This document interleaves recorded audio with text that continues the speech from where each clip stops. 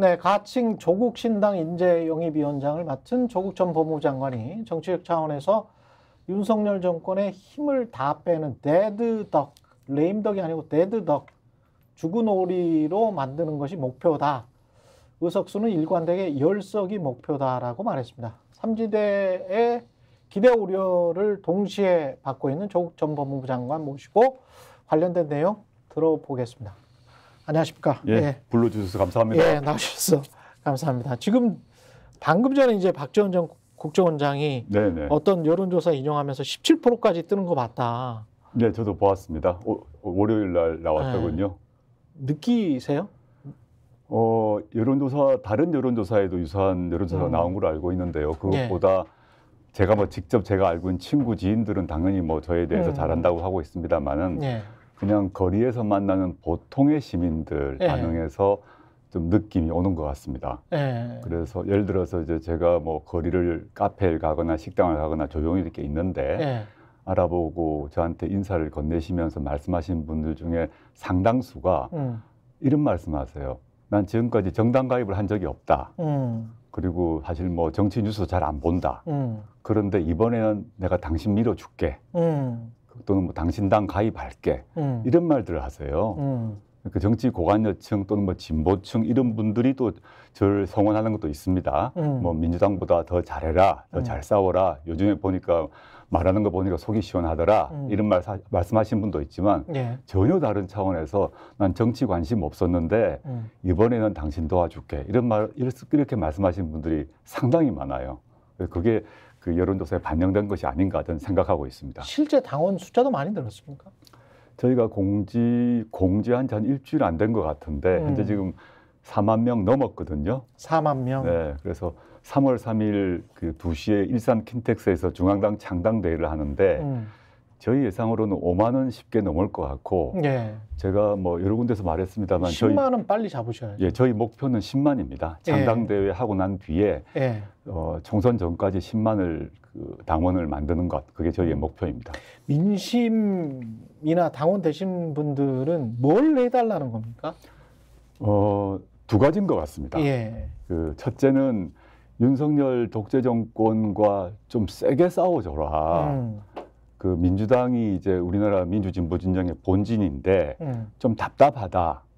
그 180석, 지금은 170석입니다만은 지난 총선에 180석을 모아줬는데 좀 답답하다. 잘 안 싸우는 것 같다. 또는 잘 못 싸우는 것 같다. 이런 말씀을 하시면서 조국 신당은 좀 작지만 빠르게 움직이는 것 같이 보인다. 제대로 싸워줘라. 민주당이 못하는 것, 또 민주당이 좀 주저하는 것 용감하게 해줘라. 이런 요구가 하나 있고요. 두 번째는 이제 윤석열 독재 정권과 싸우고 난 뒤에, 그리고 저는 이제 조기 종식이라는 단어를 많이 쓰는데 윤석열 정권을 제가 데드덕으로 만들어야 된다는 얘기를 많이 해왔지 않습니까? 그럼 그 후에 무엇을 할 것인가와 관련해서 이렇게 말씀하세요. 먹고 사는 문제가 너무 힘들다. 경제 지금 엉망이다. 그렇죠. 민생 엉망이다. 또 지금 애들은 결혼도 하기 힘들다. 결혼하고 난 뒤도 애 놓기도 두려워진다. 그럼요. 이 문제를 해결해 줘라. 그래서 주거권 문제, 노동 문제, 민생 문제, 복지 문제, 이 문제에 대해서 좀 과감한 대안을 만들어 달라. 과거 진보 정부, 김대중, 노무현, 문재인 정부에서도 여러 가지 복지 정책을 해왔습니다. 그 보수 정부에 비해서. 그렇지만 저보고 말씀하는 거는 그 선진복지국가 유럽 경우를 예를 들면서 더 과감하게 주거권 문제, 복지 문제를 해줘야 되지 않냐. 이런 얘기를 많이 요구하시고 저희가 그것을 저희 정강 정책에 반영하고 있습니다. 이게 뭐 핵심적으로 이걸 너무 이제 좌파적으로만 생각하실 필요가 없을 것 같다라고 생각하는 게 제가 이제 시청자분들한테 드린 말씀인데요. 미래에 대한 불안 때문에 미국도 한국도 지금 소비를 안 하고 있는데 주거권이랄지 그러니까 집이랄지 뭐 이런 것들이 이게 이렇게 되면 한 10년 이렇게 내가 여기서 열심히 일하면 자동적으로 괜찮은 임대주택에서 내가 늙어 죽을 때까지 그냥 살 수 있구나 라고 생각하면 저축을 그렇게 과도하게 하지 않아요. 저축을 과도하게 하지 않으면 씁니다. 당연하죠. 소비만이 이 자본주의 경제를 살릴 수가 있는데 그게 이제 주류 경제학인 거죠. 그게 그 주류 경제학을 뒷받침하기 위해서는 미래 불안 요소를 없애버려야 되는 거죠. 물론입니다. 저 같은 맥락이고요. 이게 뭐 좌파, 진보 이런 문제가 전혀 아니고 전혀 아닙니다. 전혀 아니고 통상의 경제학 원리로 봐서 그러하고 제가 주거권 얘기 많이 하고 있습니다만은 이건 사실 제가 뭐 정당을 만들기 전부터 가불선진국이라는 책 등등에서 주장해왔던 바기도 한데 지금 싱가포르, 오스트리아, 네덜란드 같은 경우는 매우 고품질 양질의 장기 임대주택을 대대적으로 공급을 했고 시민들은 자기가 이제 앞으로 한 50년간은 좋은 임대주택에 살 수 있다는 걸 다 알고 있어요. 그럼 50년이라는 거 하면 사실상 죽을 때까지죠. 죽을 때까지지. 그러면 자기가 돈을 벌어서 직장에서 돈을 벌어서 집을 사기 위해서 저금을 하거나 또는 전세금 올라가는 걸 대비하기 위해서 저금할 필요가 없습니다. 그러면 월급 받는 것에서 주거를 위한 비용이 필요 없으니까 그렇죠. 당연히 자신의 가처분 소득은 늘게 되죠. 늘게 됩니다. 그러면 지금 최 기자님 말씀하신 것처럼 쓰게 된다는 거죠. 그게 먹는 문제든 문화생활이든 뭐든 간에. 그러면 당연히 경제가 사는 것이기 때문에 우리나라 국가의 예산은 제한돼 있는데 그 예산을 어디에 쓸 것인가와 관련해서 저는 주거권 문제가 너무 중요하고 복지 문제가 중요한 게 그렇게 되면 국민들이 일단 행복해지죠. 가처분 소득이 느니까. 그리고 주거 문제가 해결된다 그러면 젊은이들이 연애를 해서 결혼까지 하는 게 많아질 거라고 봅니다. 왜냐하면 집 문제가 해결되니까요.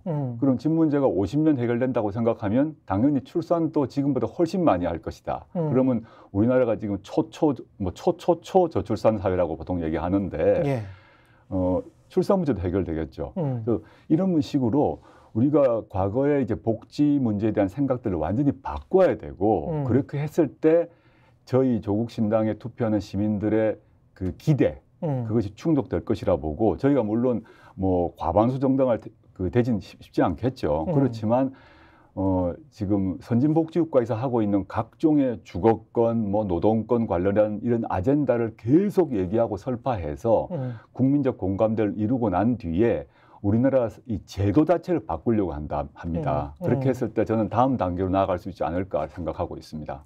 국민적 공감대를 말씀하셨는데 언론이 많이 이렇게 공감을 먼저 언론이 해줘야 될 것 같은데 언론과 관련해서는 불만도 많으실 것 같아요. 그러니까 한국 언론 특유의 어떤 솔루임 현상이 이른바 조국 사태 때 일어났기 때문에 그때 느끼셨던 것하고 지금의 상황도 좀 말씀을 해주시면 좋을 것 같은데요. 2019년 이후로 보면 저는 상처 입은 사냥감이었죠. 언론에게는 그 검찰이 던져주는 첩보, 미확인 첩보를 부풀려 쓰거나 단독으로 쓰는 이런 행태가 계속 반복되었고 사실은 뭐 공적 사안과 전혀 무관한 저희 가족의 일거수일투족이 이제 보도되었습니다. 사실 그 시기에 새벽부터 심야까지 제가 살았던 아파트에 항상 기자들이 이제 뭐라고 할까 뻗치기라고 하더군요. 뻗치기를 하면서 정말 소소한 것까지 보도를 하고 사진 찍었던 경험이 있고 심지어는 현관문 앞에 아파트 현관문 뒤에 숨어서 가족이 들어오면 튀어나와서 카메라를 들이대거나 마이크를 들이대는 이런 일들이 뭐 수도 없었는데 또 뭐 언론에도 났습니다만 혼자 사는 딸 집에 두드리고 취재 요구하는 이런 일들이 벌어졌습니다.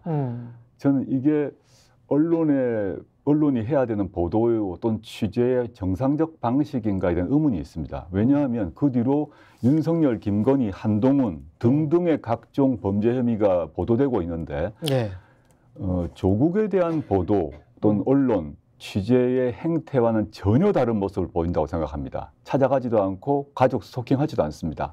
왜 그랬을까라는 생각을 할 수밖에 없고 제가 아직도 인상 깊게 뇌리에 지어지지 않는 그런 장면이 있는데 제가 살던 집에 압수수색이 들어왔는데 그때 기자분들이 압수수색하는 집 안으로 무슨 음식 배달이 들어왔는데 그 배달하는 아저씨한테 정말 깔깔대고 킬킬킬대면서 저 안에서 뭘 먹었냐, 저 안에 누가 있더냐, 뭐 이런 온갖 얘기를 묻는 그 장면이 지금도 생각이 나는데 그런 장면 좋다 이겁니다. 그런 식의 열의를 갖춘 그게 뭐 열의인지 또는 악의인지 모르겠지만 그런 모습이 왜 아크로비스타 가서는 안 그러죠? 안 그랬죠? 이런 생각이 들고요. 사실 그 과정에 수많은 오보가 있었다. 그런데 뭐 제 딸이 모 병원에 가서 피부과로 뽑아달라고 했다. 그래서 조선일보 크게 보도했습니다. 그렇죠. 오보인 게 확인되었고 사과했고 지금 손해배상 청구했고 그다음에 또 저희 가족이 어떤 뭐 관련자에게 해외 도피를 지시했다고 세계일보가 또 단독을 냈습니다. 다 허위인 게 확인되었고 손해배상에 이겼습니다. 뭐 사실 거론하면 한두 개가 아닌데 2019년에 수많은 오보와 허위 보도가 났고 그로 인해서 저는 사실상 거의 죽은 사람이 되었거든요. 스픽스는 말하는 언론입니다. 대세는 유튜브, 그중에서 스픽스. 좋아요, 댓글, 구독, 알림 설정. 여러분이 저희를 사랑해 주시고 우리가 여러분을 사랑하는 4가지 방법입니다.